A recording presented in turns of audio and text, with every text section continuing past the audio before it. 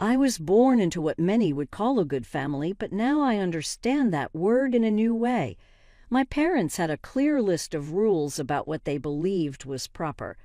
Everything we said, wore, or did had to follow their strict rules for what they thought was decent behavior. My sister, Linda, was the perfect child for them. She understood how to follow their rules and joined in just right. She always said the right things, wore nice clothes, and even went out with the right boy from a good family. She helped plan church events and always agreed with what Mom and Dad said, making her the perfect daughter they always wanted. I, however, figured out the act pretty quickly. Our home was like a stage, with my parents as the stars. In public, they acted like great role models for everyone. Dad always wore his tie just right, and Mom chose her church clothes carefully. They always went to community events, gave to the right charities, and made sure everyone saw how generous they were. But right after the audience left, they took off their masks. Our living room turned into what I quietly named the gossip room. Mom's friends would come over for coffee, and that's when the fun started. "Did you see what the Hendersons wore at church?" Mom would say, stirring her coffee with a pretend frown. "And their daughter is running around in those shorts. They need to learn about modesty." Dad was not better either. He would laugh at comments about other people's jobs, cars, and houses, always acting like he cared. "Mark Cuban is really trying to look good with that new car. Everyone knows his business is having a hard time," he'd say with a sneaky tone. They judged my Aunt Elizabeth the most. She is Dad's sister. She was all the things they weren't, and I really liked her for that. Aunt Elizabeth was an actress and did really well in theater and musicals. She lived her life how she wanted. When she came over, it was like someone opened a window in our boring, stiff house, bringing in fresh air and light. She always gave nice gifts that showed she thought about what people really liked.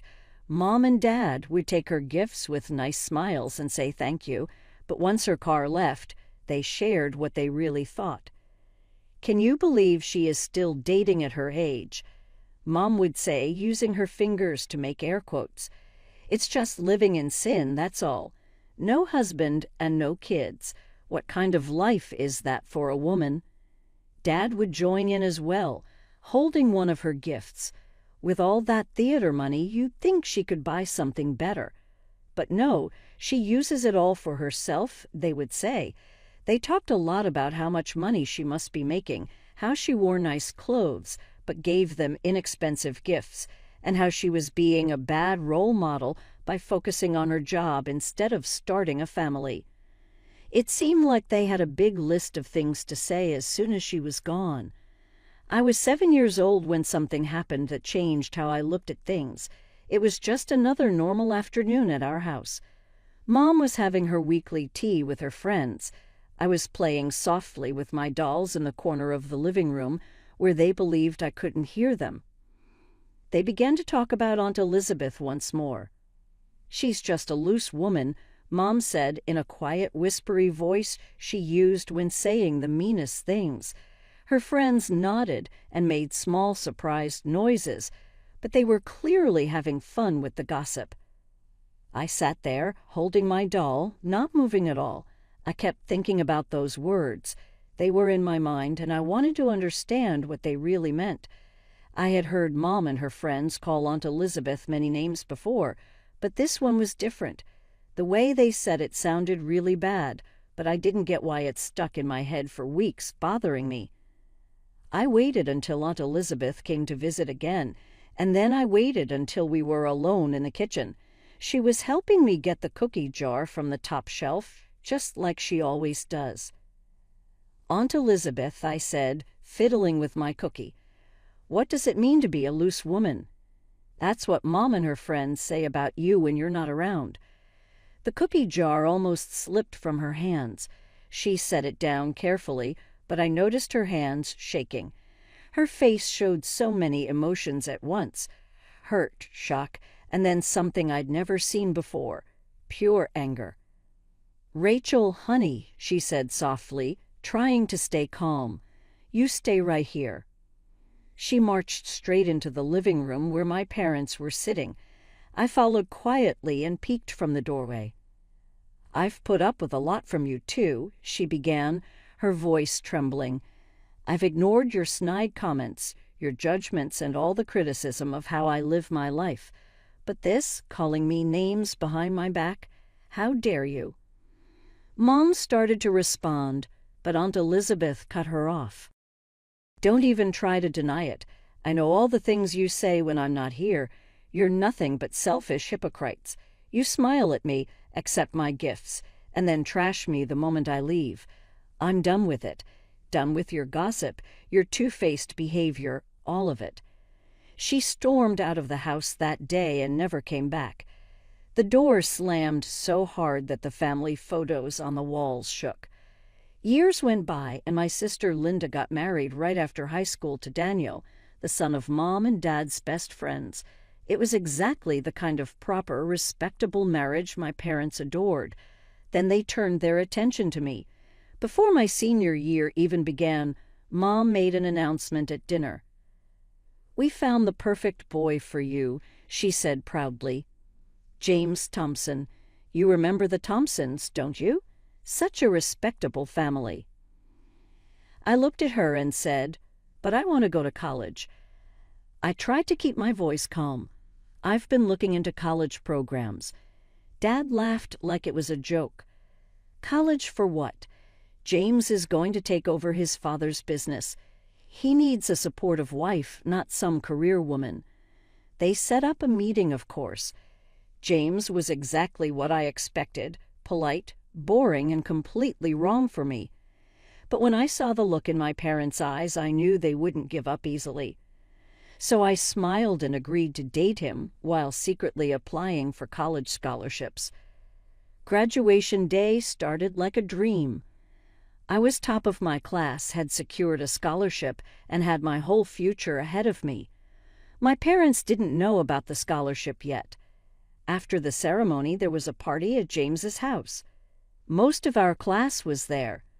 The music was loud, and everyone was celebrating. For once, everything felt perfect, until it wasn't. I went upstairs to use the bathroom and accidentally opened the wrong door. There was James in bed with my friend Jessica.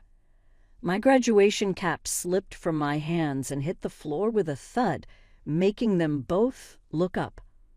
"Rachel." James scrambled to cover himself. "This isn't what it looks like." "I mean, save it," I said, surprised at how calm I sounded. "We're done." I walked out of that house and didn't look back. My phone started buzzing right away, calls from James, texts from Jessica, but I ignored them. I knew the real trouble would come when my parents found out. "What do you mean you broke up with James?" Mom shrieked the next morning. "He cheated on me," I said. "Over one little mistake," she snapped. "Little mistake?" I couldn't believe what I was hearing. "He was in bed with my friend." "These things happen," Dad said, as if explaining something simple. "Men have needs. A good wife learns to look the other way." "You're telling me to just accept that he cheated on me?" I asked, stunned. "The Thompsons are close friends," Mom added. "Do you want to embarrass this family? You're airing our dirty laundry in public." That was it. Something inside me snapped. "Shame? You want to talk about shame?" I said, laughing bitterly. "All you care about is what people think. You sit in your perfect house judging everyone else, gossiping behind their backs. You're nothing but hypocrites." Mom stepped closer, her voice cold and sharp. "You'll apologize to James. You will marry him, or we will disown you." I took a deep breath. This was it, the moment I had been preparing for. "Actually, I won't," I said firmly. "I got a full scholarship to State University. I'm leaving for college in August." The silence was deafening. Mom's face went pale, and Dad's mouth opened and closed like a fish. "Get out," Dad roared. If you want to throw away everything we've planned for you, then get out of this house. You're no daughter of mine." I walked upstairs, grabbed the bag I had secretly packed just in case this happened, and walked out the front door. Behind me, I could hear Mom crying hysterically and Dad slamming things around. My hands were shaking as I dialed Aunt Elizabeth's number. I hadn't spoken to her in years, but I'd always kept her number saved. She answered on the third ring. "Hello." "Aunt Elizabeth, it's Rachel," I said, my voice trembling. There was a pause. Then her voice softened. "Rachel, sweetheart, what's wrong?" I told her everything. James cheating, my parents' reaction, the scholarship, and being kicked out. The words spilled out between sobs I hadn't realized I was holding back. "Where are you right now?" she asked. "Standing outside their house," I said quietly. "Stay there. I'm coming to get you." It was about an hour's drive, and true to her word, exactly 2 hours later, her red convertible pulled up to the curb.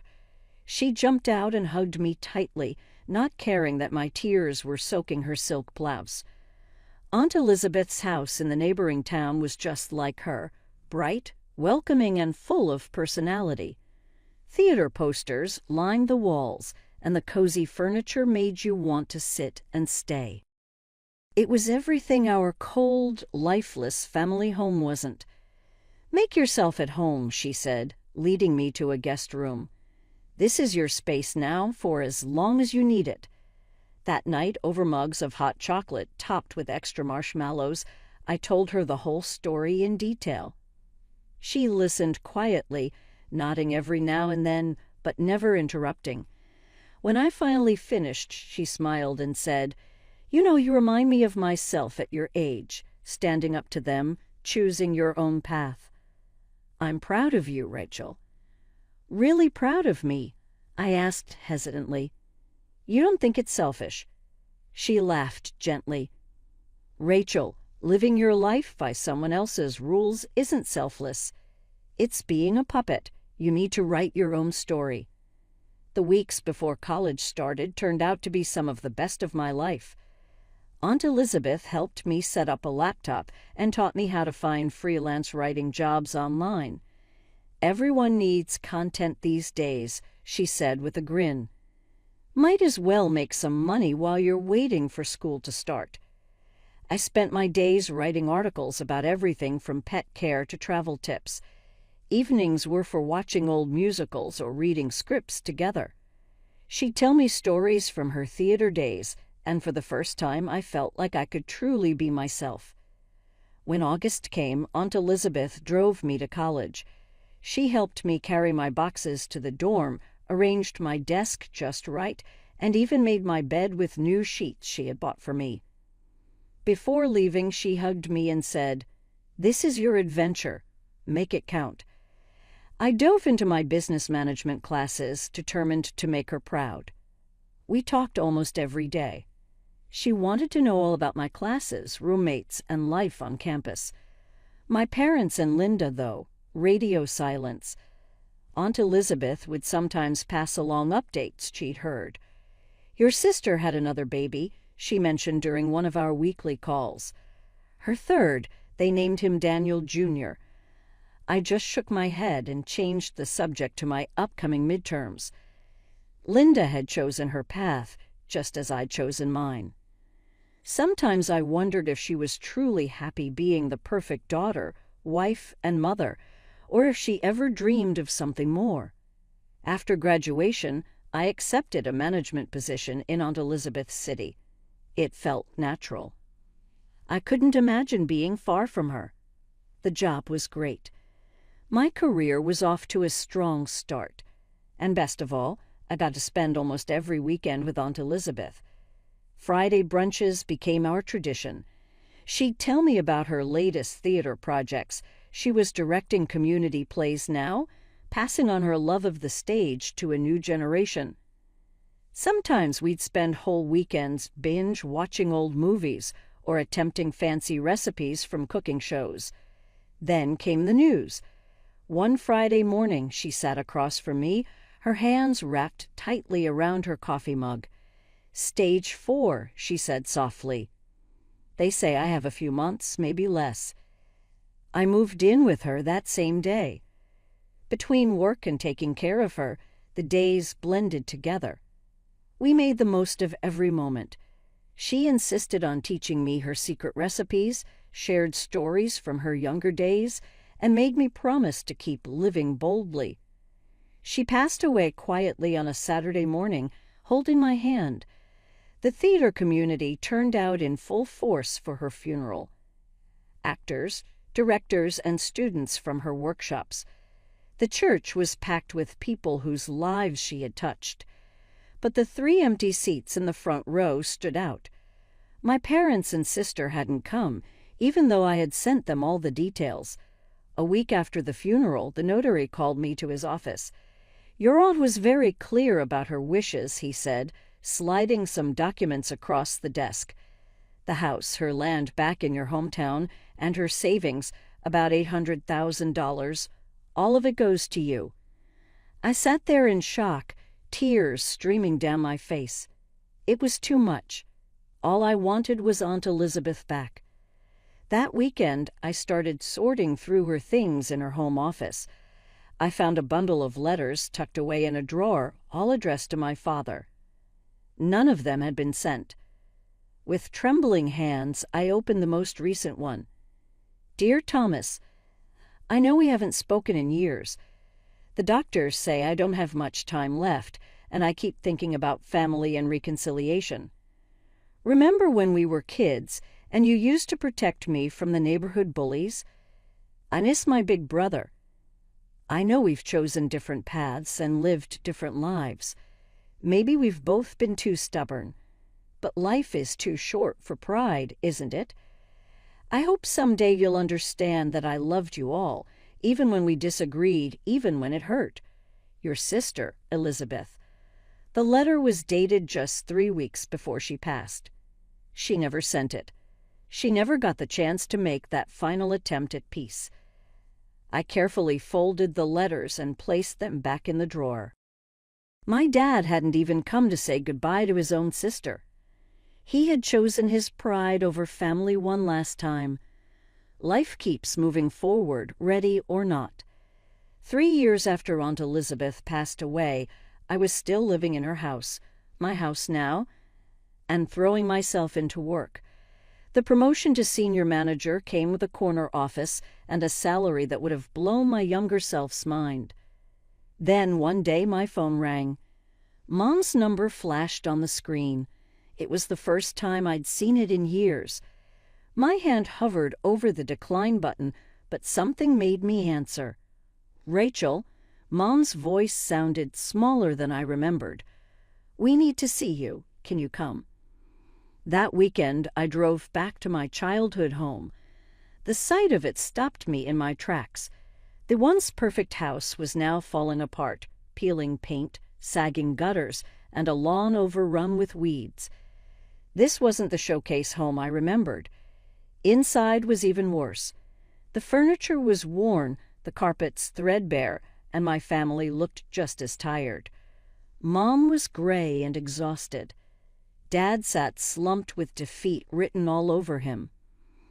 Linda was curled up on the couch, her 2 kids clinging to her. Her eye was bruised, poorly covered with makeup. Daniel turned violent, Linda whispered, avoiding my eyes. I had nowhere else to go. The irony hit hard. Daniel, the son of Mom and Dad's perfect friends, the respectable match they'd chosen for Linda, had shown his true colors. We were wrong. "Rachel," Mom said, tears streaming down her face. "About everything.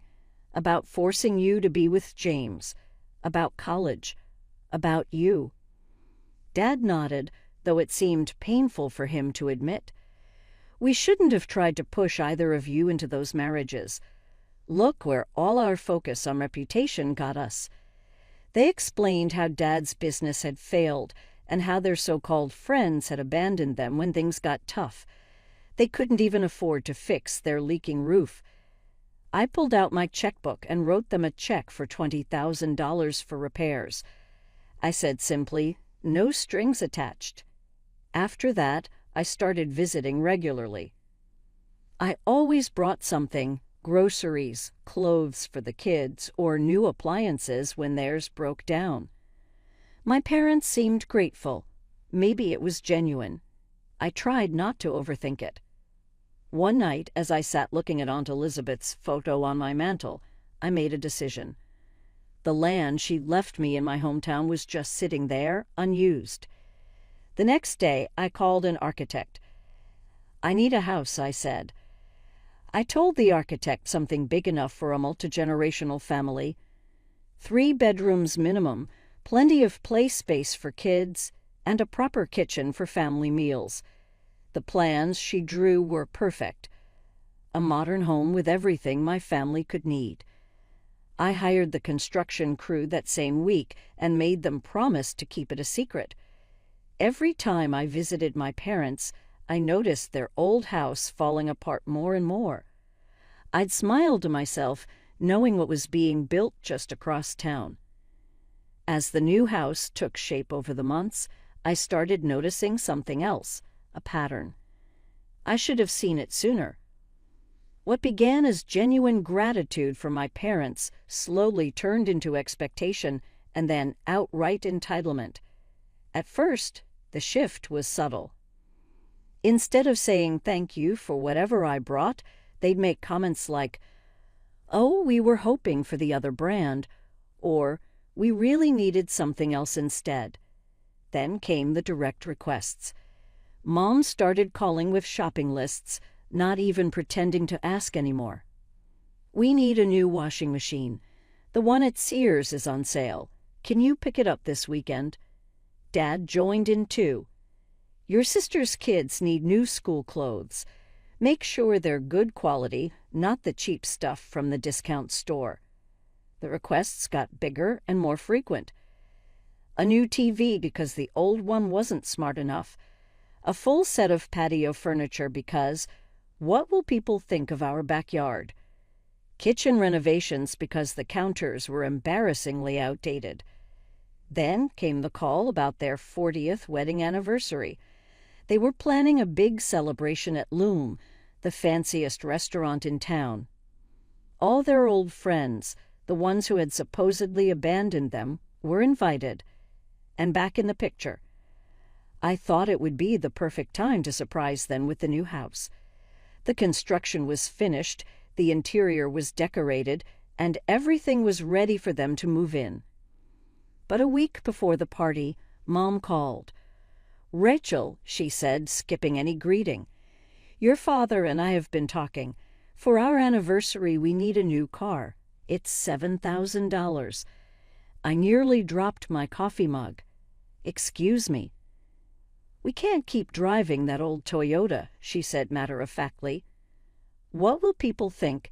You're doing so well now, surely you can afford it." "Mom," I said, stunned. "I already have a gift plan for you and Dad," I said, trying to stay calm. "What could possibly be more important than this?" Mom's voice turned sharp. "We're your parents. We sacrificed everything for you. The least you can do is make sure we have a decent car." Loom Zone was exactly the kind of place my parents loved. Crystal chandeliers, white tablecloths, and perfect for showing off to their social circle.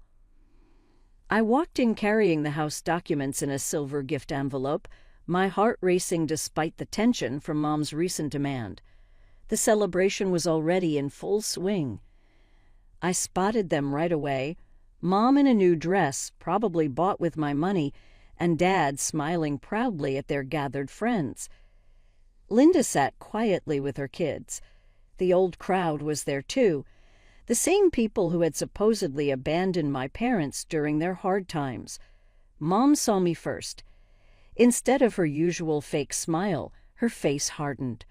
She leaned over and whispered something to Dad, who turned to look at me with the same cold expression.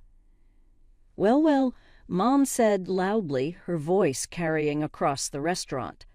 "Look who decided to show up." I froze halfway to their table, feeling every eye in the room turn toward me. "Mom," I started.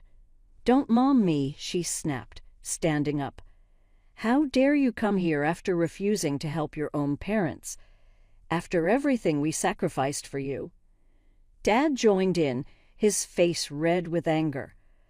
"We only asked for one simple thing to make your mother happy on our anniversary. But no, you're too selfish, too busy counting your money to care about your family." I stood there stunned as the room started to spin slightly. "Is this how you raised your daughter?" one of their friends asked, clearly enjoying the drama. "To disrespect her parents like this." "She's no daughter of mine," Mom declared loudly. "A real daughter would have bought her parents the car they needed. Instead, she shows up here empty-handed to ruin our celebration." Empty-handed? I finally found my voice, my hands shaking as I pulled out the envelope. "You want to know why I didn't buy you that car?" "We don't want to hear your excuses," Mom snapped. "Just leave. You're embarrassing us in front of our friends." I looked around the room.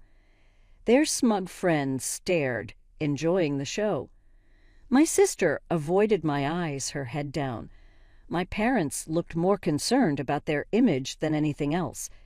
In that moment, I saw Aunt Elizabeth standing in our living room, all those years ago, facing the same judgment, the same cruelty. "I spent the last year building you a house," I said, my voice steady and clear. "A beautiful 4-bedroom home on Aunt Elizabeth's land. Space for everyone, you, Dad, Linda, and the kids. I was going to surprise you today." The color drained from their faces. Mom's mouth opened and closed, but no words came out. "But now I see Aunt Elizabeth was right about you both. You haven't changed at all. You're still the same selfish, image-obsessed hypocrites who care more about impressing your friends than being decent people." I held up the envelope with the house documents and slowly tore it in half. The sound seemed to echo in the sudden silence. "The house is mine now, and so is my life. I'm done trying to buy your love." "Rachel," Dad started, but I cut him off. "No. I watched you drive Aunt Elizabeth away with your cruelty. I watched you force me and Linda into loveless marriages because you cared more about appearances than our happiness. And now I've watched you try to humiliate me in public because I wouldn't buy you an expensive car. I'm done watching." I dropped the torn envelope on the table. "Happy anniversary. I hope your reputation keeps you warm at night." With my head held high, I walked out, ignoring their calls behind me. My phone started ringing before I even reached my car.